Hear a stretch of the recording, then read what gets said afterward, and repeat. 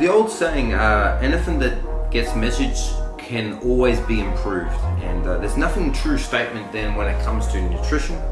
Welcome back, everybody. Episode 34. We bring back Mr. Brooks, who is a nutritionist who I respect dearly. We had him on episode 32, and we're just bringing back this conversation about how to really measure nutrition and whether you're doing it correctly or incorrectly. I'm not. It's one of those things with nutrition where there's so much conflicting information. And what we're trying to deliver here, and I think this episode might go for like 30 minutes or so. It's just right down the line. This is where we've gone wrong. This is where we've gone right, and this is the things that we believe that we're doing now that is getting the best results. And most importantly, we're looking for something that is sustainable. Sustainable meaning, can you maintain a good healthy lifestyle when you're 50, 60, 70, 80 years old? So I hope you guys enjoy this.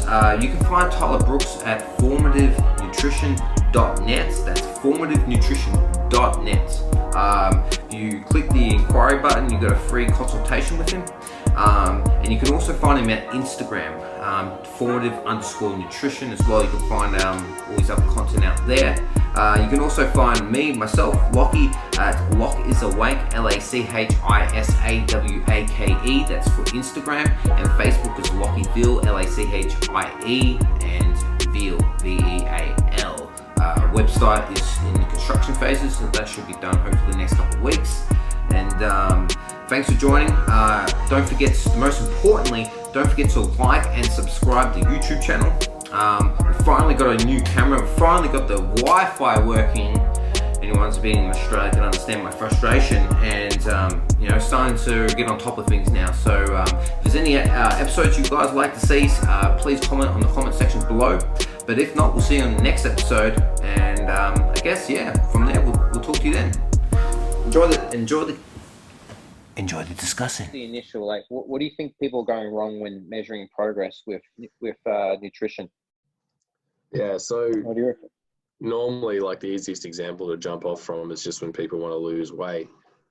But it could be it could be for weight gain. It could be you want to reduce your blood pressure, you want to reverse diabetes, or you want to increase insulin sensitivity, improve your digestion. There's, first of all, your goal, your real specific goal has to be defined.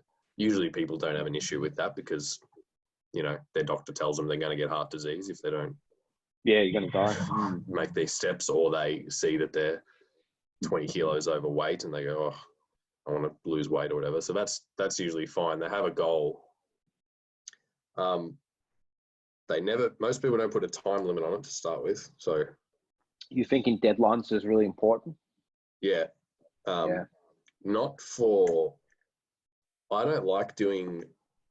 wouldn't like saying I want to lose 10 kilos in 6 months. I prefer saying I want to lose an average of 0.5 kilo to 1 kilo a week for the next 6 months. Which ends up being... Which will equal X amount. I don't know if that equals, I haven't done the math if that equals 10 or not, but I get you, man. That's, I like that concept. So you're thinking, your philosophy would be you want to be more specific on the goal itself. Yeah, and really measurable, short-term, little goals that can, because then I've seen people get so discouraged with long-term, with wanting to lose this huge amount of weight. Yeah. And in this huge amount of time, or perceived huge amount of time. Yeah. It kind of overwhelms people and really discourages them. But clients that I've had where I'll essentially always ask my clients who want to lose weight, to weigh themselves every single morning under the same conditions. So first thing in the morning, no food, no water, whatever. Weigh themselves, record the weight. Don't pay attention to the weight. Just write it down. Then I'll work out an average at the end of the week. I add up all their weekly weigh-ins, divide by 7. And all their daily weigh-ins, divide by 7, sorry. And then that's their weekly average. that average is so much more accurate. You can't just weigh yourself on a one given day. You know, if you It's too unknowingly hard. had Yeah. extra salt the day before, you might be holding more water. You might be half a kilo heavier than you actually would be. There's so many variables with that. Hey, Eaten more carbs than usual, less carbs than usual, drank more water, drank less water, done more movement, done less movement, been more stressed or less stressed. Like there's so many factors that will impact that one daily weigh-in. So you take the weekly average over the course of a week. Gotcha. And you get a way more accurate representation. Yeah, that's I actually really like that. That's a really tell you, I do actually now speak. I have a client. Actually, I'll tell you what. I'll have a client. I'll let you know after we've done this recording. He might need he needs some help with nutrition, and I think you guys will work really well. Yeah, sure thing. Awesome. Yeah, accuracy. Hey, that's massive. Yeah, and measuring it's got to be. What else? What do you think? I feel like I know we've discussed this on the earlier podcast, but it's definitely the education so important. Like, how are you trying to measure progress yet you don't know what to eat, the right sort of food? Yeah, well, that's like people need to learn how to set up a proper because it's people don't want to put the work in around the goal that they want. They just want to work towards the goal and get the goal, and that's it. Yep. But doing this extra stuff, setting up this like an actual proper measurable way on how to do it will just keep you on it each week and give you instant feedback on a weekly basis to keep you sort of pushing forward. Regardless of, and then obviously you need to know, this is sort of like irrespective of the type of diet you're following or the plan you're on, whether you're tracking calories, whether you're doing low carb, high fat, whether you're doing a keto or intermittent fasting or any sort of diet. This is just sort of the underlying mechanism with which it will make any sort of diet be way more successful. To when you just actually know what it's doing and actually know if you're getting something. And if you're not getting somewhere, you get instant feedback and you can adjust, straight away. What do you think? I have a opinion on this too. But what do you think if someone who is doing their diet right? And I get this sort of conversation pops up pretty regularly. Is what happens if I try something and it doesn't work? And I'm thinking like, cool, that's good.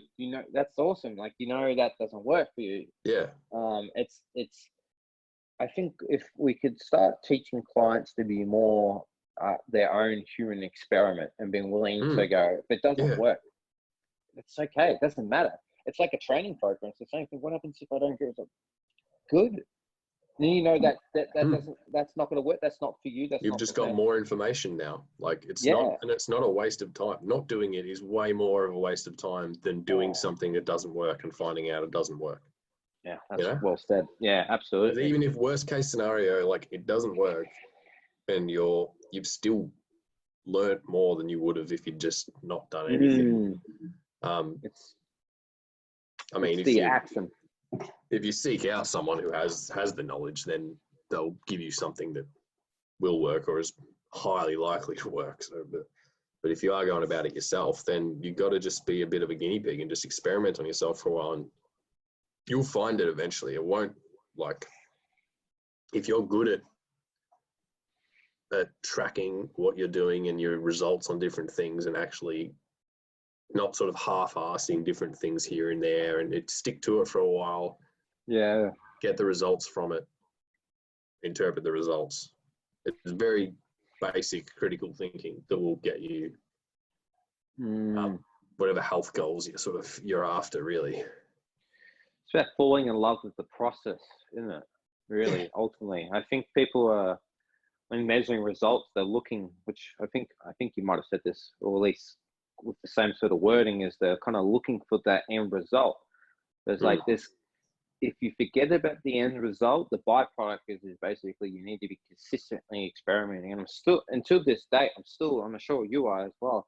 I'm always trying different things. I'm always trying to innovate. I'm always trying to tweak things and make things better. And it's only really like, to be honest, it's only been the last year where I've really seemed to dial it in really good. And now I feel I have very good control of my nutrition. But it was like 6, 7, 8 years of trials and errors. And I think that learning curve could be definitely a lot shorter. And I'm sure you could say the same. If I had the right information, if I went and seen Tyler Brooks, I would have that 8 years turned to 4 years kind of thing. You know what I mean? Yeah, like for sure. And once you're in that sort of habit of experimenting and constantly trying to improve, that's just your norm. Like, because you don't ever get to. I guarantee if someone who's a 90 kilo man, and they want to be 80 kilos with more muscle, to have like, they have a lean looking body, a decent amount of muscle tone, not huge, but just an athletic looking body that's lean and you can see some muscle. Like most guys, middle-aged guys would absolutely love that. And they'd say, oh, that's all I need. I'll be done. I'll be fine. I'll be totally fine with that forever. I guarantee you would get that. And then you would look at yourself and you'd go, wouldn't mind being a little bit leaner. Like, I wouldn't mind just having like a little bit more like shoulder, my shoulders to pop out a little bit more. I guarantee. And then once you get that, you go, oh yeah, I could definitely get leaner now. Dude, that's so true. It does not end. It's a constant. It's just the process is literally all it is the process with little goals along the way. So. That's actually really. I never thought of that. Yeah, absolutely. Like, I don't think there's been one time I've actually ever been satisfied. Yeah, it's sort of not really a romantic way. It isn't in there. It's just a whole process of kind of, and again, if you can be your own human guinea pig with the right, obviously, information, you got to fall in love with that process, right? It's great because you'll still look back on how far you've come. Yeah, it's like anything. It's like money. Still appreciate it. You make $1 million and you go, oh, I think I want to make more. It's like this. There's no, you know what I mean? It's like it's not the same thing, but it's a very similar example. I think people are too fixated on one idea of self when it comes to nutrition. And I think, you know what, dude? I think, and I'm sure you have something similar on this. It's like the problem is magazines, the social media. They all, especially with females too, they get projected. You have to look pretty. You have to look skinny. Yeah. You know, and magazines and etc. And so you have this idea that this is the way for you to be attractive. You have to look a certain way, and that has actually nothing to do with it. It's actually you trying to be looking after your health and continuing that longevity for your rest of your life. Yeah, for sure. I mean, social media is just the new form magazine of kind of poisoning people's expectations, and it is, isn't it? Because you are literally seeing people still think that the physiques, the bodies you are seeing on social media are achievable by anyone if you put in the work. They are not at all. Regardless of, like, you are seeing the top like 5% of genetics at play on Instagram when you look at people that are muscular or lean or anything like that. The people that are posting like that they've got a following because they have that level of ridiculous genetics that allows them to be that lean all year round and still maintain muscle and still a lot of sports enhancement drugs too. Like, a lot of people don't understand that. And that's before you add steroids to it. Yeah, like, dude, like, the whole industry is saturated in sports enhancement, and the reason why is because it's so competitive right now. So you have to be looking far greater. Well, you can't just be lean and natural. Like, it's kind of that competitive, and that's why I kind of hate the industry at the same time, because it's these false expectations if you train hard, you can look like me. I'm like, no, bro. If you train like you and take Tren and take Deca and and take all this thing, and females are really bad too. Females take a lot of I can't remember what's the word. I'm not very too educated on it, but a lot of stuff that elevate the heart rate. So it's like a lot of fat burners. You know what I mean? Yeah, it's clen, isn't it? Clen, Clenbuterol that just cooks you from the inside. Regulates your metabolism like crazy. Yeah, and a lot of females are on that, especially the fitness influencers, so to speak. And we get that expectation that's if I train hard and I eat right, that's how I'm going to look. It's like, no, it's not the case. There's still a stigma in the general population that if someone isn't just hugely jacked, someone isn't, as long as they're not ridiculously massive with muscle, people will believe that they're natural.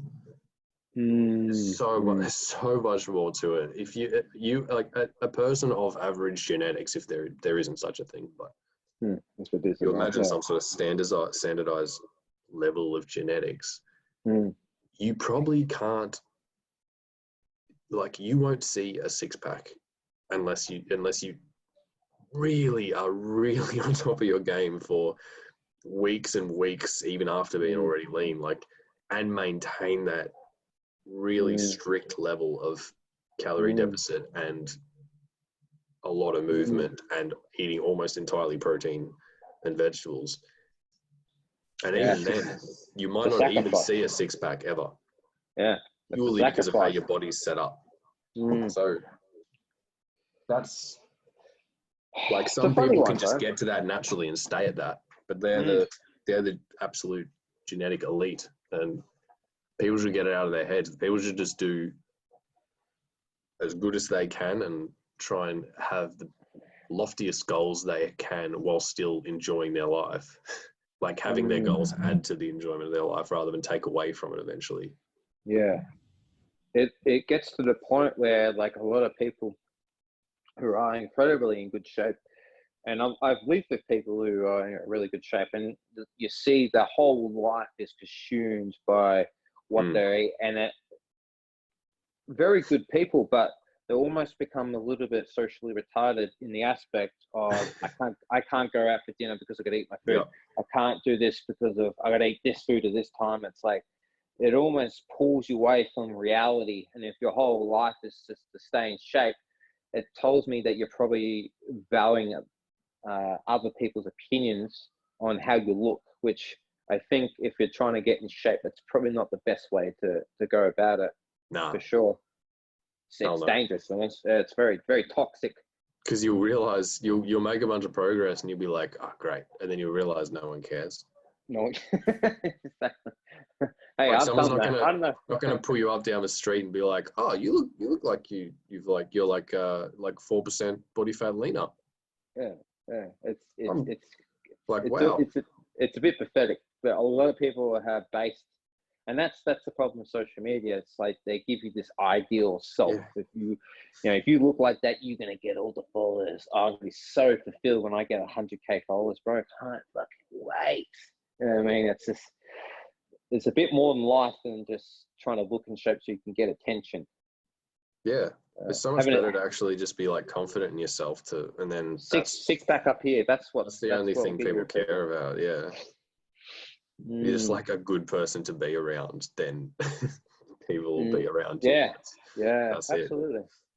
Do you feel like being a nutritionist? I'm interested to see your perspective, because I always like anything that's in the health industry. I think is cool. Do you feel because I feel like for me with clients, I have to hold them to a level. I give them accountability. Do you sort of do the same thing? Do you feel like for people who are trying to introduce new healthy eating habits, do you feel like, do you keep people accountable, or is it individual based? Like, obviously I know for some people I have to be more accountable with others. Is it the same concept do you think with people who are trying to get on top of their nutrition, or what do you reckon? Yeah, 100%. Like going back to measuring progress, that's my indicator straight away of whether I need 100%. To. First week or two is always very standard, and then I start, and then it'll be very specified after that. It'll get more and more specified to the person based on how they're reacting to it, how they're going. Like, for example, I had a guy who lost a lot of weight in the first week, maybe second week as well, but early on lost a lot, which is pretty common. You lose water weight and stuff when you started. So I was like, sweet, no need to change too much here. I gave him a minimum protein target to hit after the first couple of weeks, and then he was hitting that, no worries. He was sending me his stuff. Then his weight stalled week 3 and 4. Didn't increase, didn't really decrease either, which again is pretty standard, yeah. So that's when I was like, okay, send me some of the foods you're inputting, some of your data, and I'll look through. I'll see, because usually it's just because people are tracking incorrectly, or lying to you. But I like to. Do you I think tell people at the start, don't lie to me. Don't lie to me. Just be real. It'll just hurt you. Do you think that's an issue? People are not calculating their food properly. Yeah. It's a learning process. You're going to be bad at it at the start. Everyone is. You're going to. Great it's not going to be that accurate. Yeah.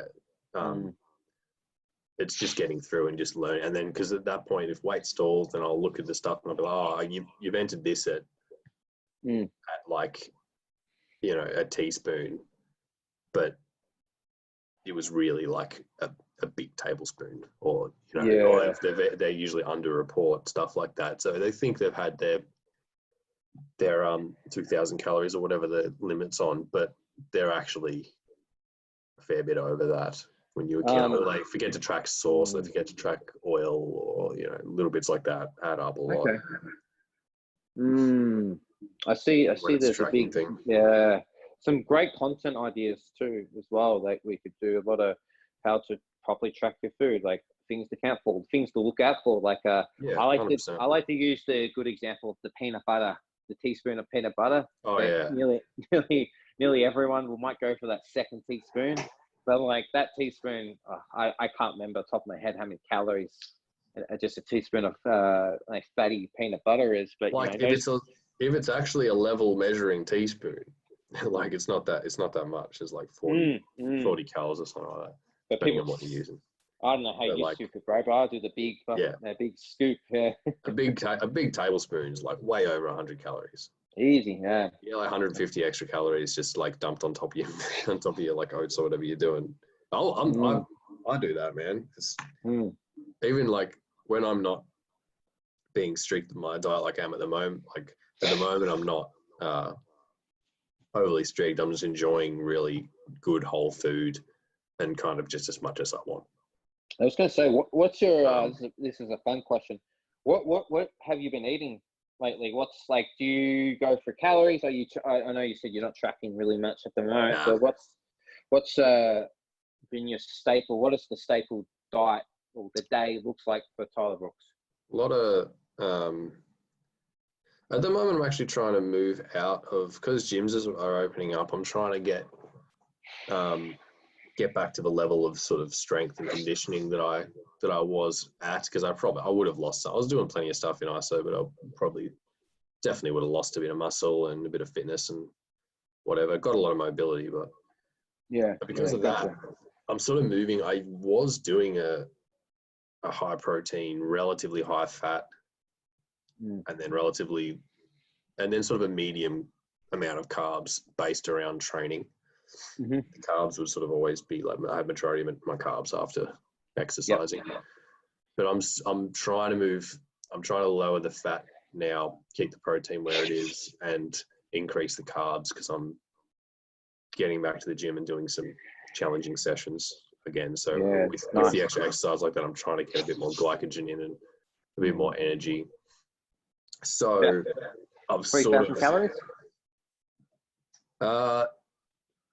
I wouldn't really know. It would be about that, like high 2,000s, maybe to 3,000. I don't have a particularly high metabolism. It's not massive, but that'd be good for just like weight maintenance, or like a slight calorie gain. But specifically, so I've been doing loads of just like eggs in the morning, good eggs. Yeah. People listening, buy free range organic eggs. Yeah. Self-love markets are great for eggs. Yeah, it's Shout awesome. out. I love. Yeah. It's my go-to.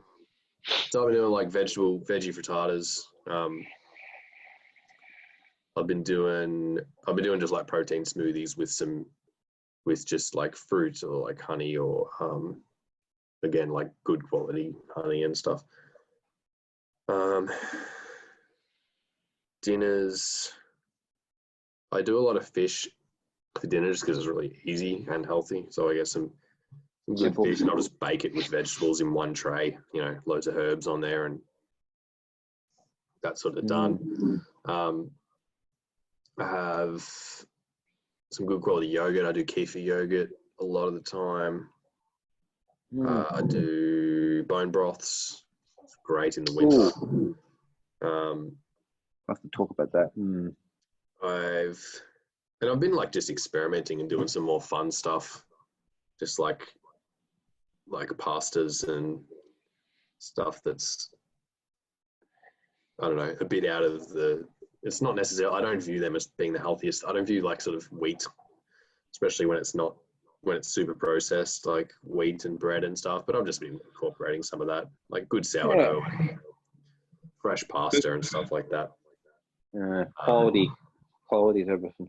And I pretty much have like a big smoothie bowl for dessert with like nut butter and granola and dried fruit and just tasty as. Gotta love that, bro. Yeah. So, my treats a lot of the time. I'll so what I had to. What I'll do is I will with all my clients on training. I'll give them like if you want to, you could do like a 15-minute consultation. I don't know, or something. I've just had this thought too. I just thought of freestyle there. And feel free to give them advice or whatever if you want to put them on a plan. If they're interested in all that, there's an idea there for you. Yeah, for sure. It might be between 20 and 30 people there. Yeah, hell yeah. I mean, if you reckon they'll benefit from it, I don't know, no problem doing some free consultations. I'm doing a bit of work for the Warrnambool Swimming Club. Okay. You said that in Warrnambool, yeah? Soon, hopefully, yeah. I'm trying to set that up and do just like a consultation there with the information on more like athlete nutrition and stuff. So I love doing that sort of. Yeah. All right. That sort of stuff. I'll talk to you during the week, on the week on that. But yeah, absolutely. Just nutrition, bro. It's such an easy but difficult subject at the same time. You know what I mean? It's made complicated. I wish I could. I don't know if there's a word to express how easy nutrition is once you understand it.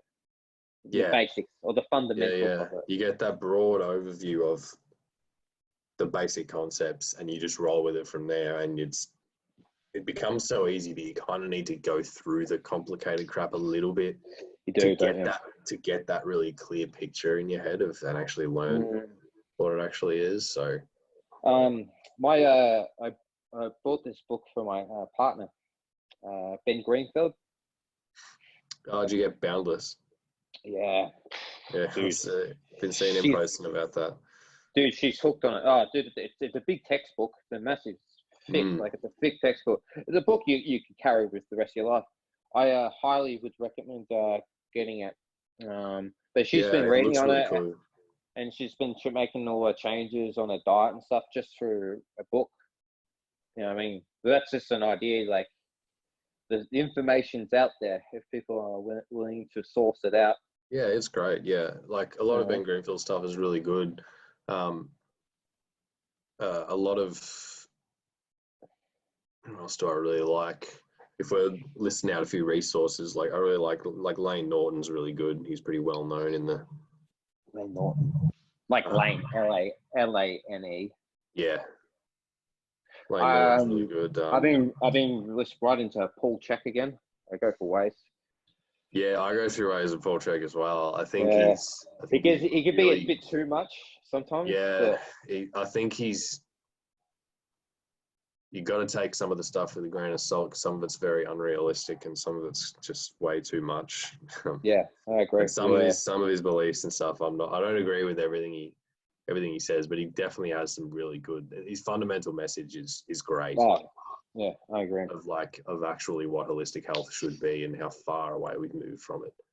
Yeah. Oh, you're so separated. We're so separated from how food used to be. That's so true, huh? Yeah, but that should go without saying for anyone who's taken with a grain of salt, because you never just outrightly trust anyone. No matter how much of an authority figure they seem to be on the subject, you still think critically about it. Create your own philosophy of how nutrition works Yeah. for you. I think that's the most important.